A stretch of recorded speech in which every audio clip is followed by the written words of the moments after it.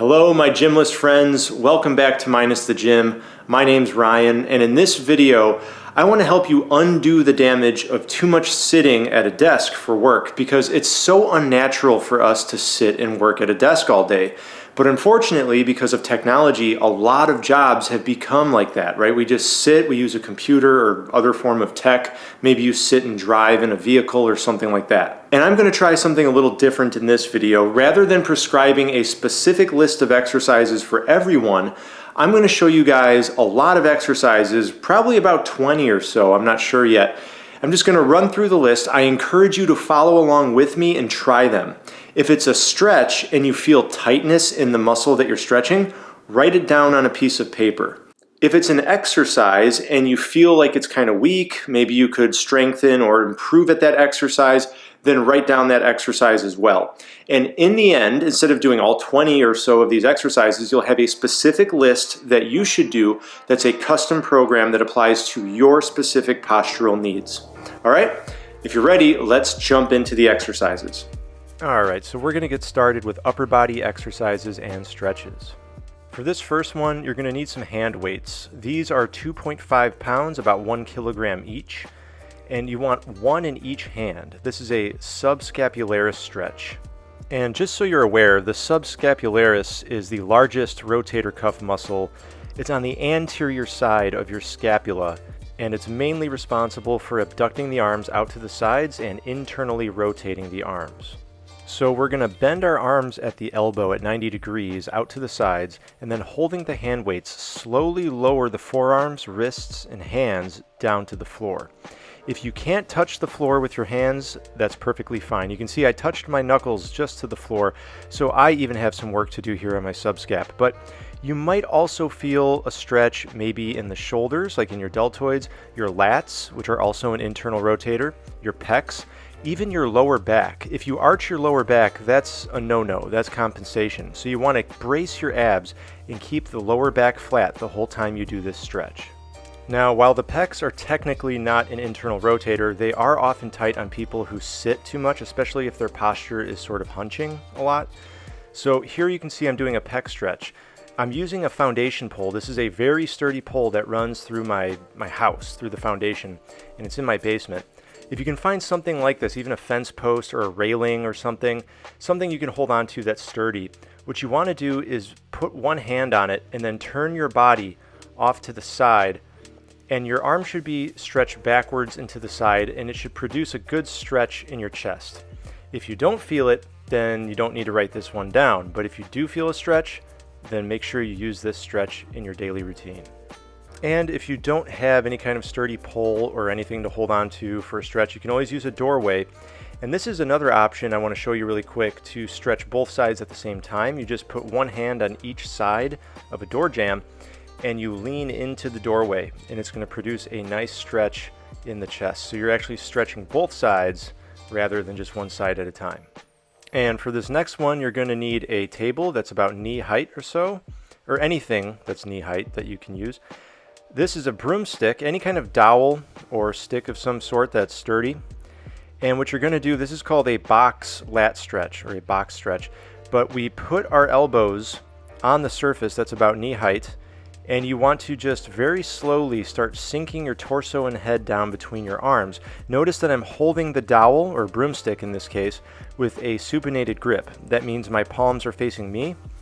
And over time, give it, maybe 60 seconds or up to 2 minutes, you're going to gradually sink lower, and this should produce a nice stretch in the lats, but also you'll feel it in the rear delts and the triceps even. The lats are an internal rotator, so are commonly tight in people who do too much sitting and hunching, so give this one a shot. Here's one more upper body stretch you want to try before we get into the strengthening exercises. So stand perpendicular to a wall, outstretch your arm to the side, and place your palm and fingers flat on the wall. And don't underestimate this. I know it looks kind of ridiculous, but if you do a lot of dexterity work, like typing at a keyboard or maybe playing a musical instrument, anything like that, you will definitely feel this in the forearms, the wrist, even the hands. So give this a shot, both sides, and see how you feel. All right, and now let's start activating and strengthening are external rotators. So you can see I'm using a band here wrapped around that pole. You need something sturdy, like a pole. Wrap a band around it, keep your elbow and upper arm close to your body, and then pull the band away from your midline. This will strengthen the external rotators. This is invaluable for people who have the tight internal rotators from too much sitting and hunching. And we're going to use bands again, but this time a second band going through the first band. And this is going to allow us to do face pulls. Guys, if you need bands, I have links below where you can get 10% off, just so you know. But with face pulls, it's like a row mixed with an external rotation. So you pull back, bending the elbows, and then when you reach that top position, you rotate the arms externally so your hands go up by your ears, kind of at ear level. Face pulls are great for strengthening the external rotators as well. And now we're going to get down to the floor to do some scapular retraction. So lay face down on the floor with arms abducted out to the sides, thumbs pointed up towards the ceiling. So arms are externally rotated. And what you're going to do is just raise the arms up from the floor as high as you can, squeeze, and then lower them down. Up and squeeze, lower them down. And just keep repeating that for reps. This is going to really activate all the scapular retractors in your upper back and your shoulders. And again, these are muscles that are potentially going to be weak if you have poor posture when you sit a lot. So those are T raises, and this next exercise will bring it up a notch. So for this one, I'm going to be using the B bars by Base Blocks. These are the original B bars. Any parallel bars are good, just something to get beneath and hang from. If you need something like this, just so you know, I can get you 10% off with the link in the description box below. So check that out. What you're going to do is get underneath the bars like this. Notice my knees are bent for less resistance. Arms are locked out at the elbows. I'm using a pronated grip, meaning hands are over the bar. And I'm going to basically squeeze, like retract my shoulder blades together to raise my torso up a little bit, and then go ahead and let my torso sink, and then repeat that for reps. Notice my arms are locked out the whole time. This is only working the retractors, not the arms or the shoulders or anything. So these are not rows. These are just an upgrade to the T raises. And now we're going to start with lower body stretches and exercises. All right, start by getting to a half kneeling position. So that means front leg is bent at 90 degrees about. Bottom leg is resting on the knee, leg pointing straight back.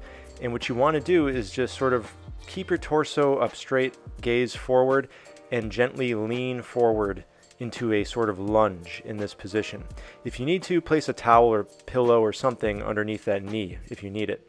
I like to rest both my hands on the front knee. It feels better. And what this is going to do is stretch the hip flexors. All right, those are muscles running along the inside of your thigh, all right, of the back leg, the one that you're kneeling on, as well as in the deep abdomen. Of course, do this with both sides, as with all stretches I show you.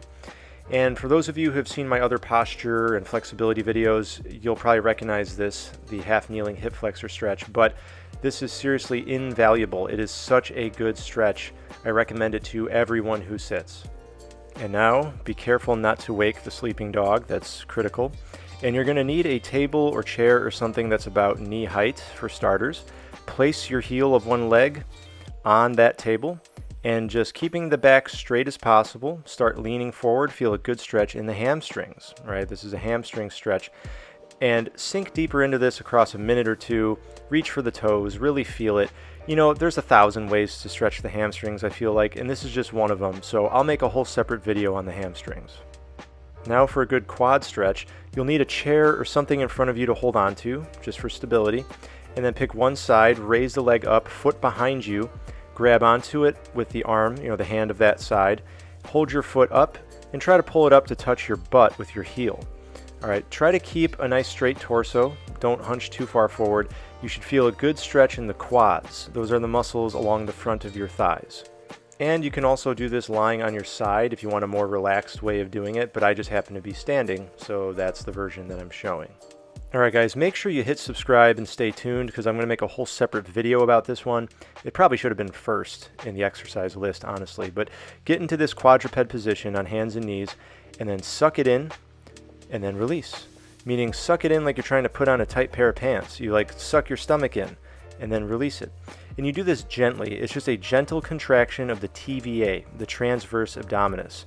This is called bracing the core, and it's essential. You should actually be bracing the core on literally every exercise you do.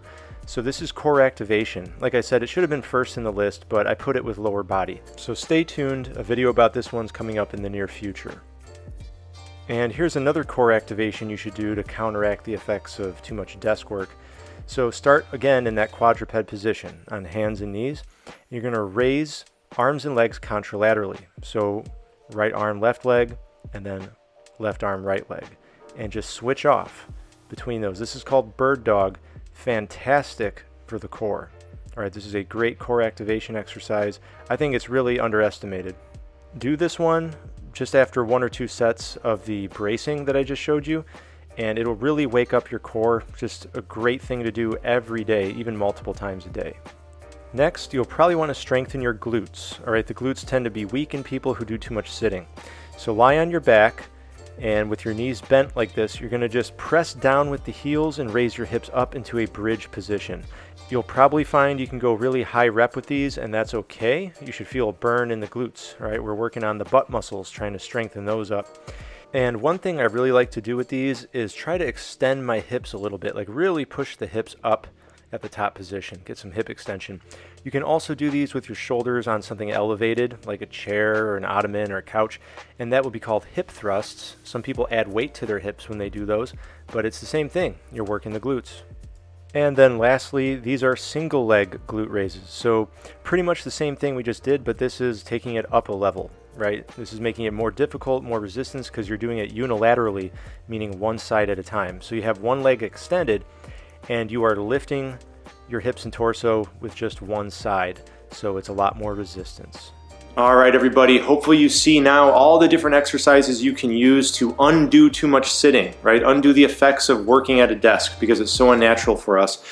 If you followed along and you wrote down all the stretches and exercises that you feel you need improvement at, you should now have a nice list that's a custom program.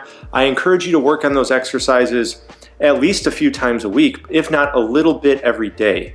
And every day is going to be best, because honestly, when your lifestyle revolves around a lot of sitting, it's going to be really hard to overcome those postural deviations and change the habits. So you need to work against them as often as possible, a little bit every day, even one set of each exercise and stretch per day, in addition to trying to sit with better posture or even use a standing desk or something like that, is going to go a long ways. Make sure you give that subscribe button a little tap tap if you haven't already, and make sure notifications are on as well so you get notified when I upload a new video. I got all sorts of good fitness, nutrition, and general lifestyle stuff coming your way.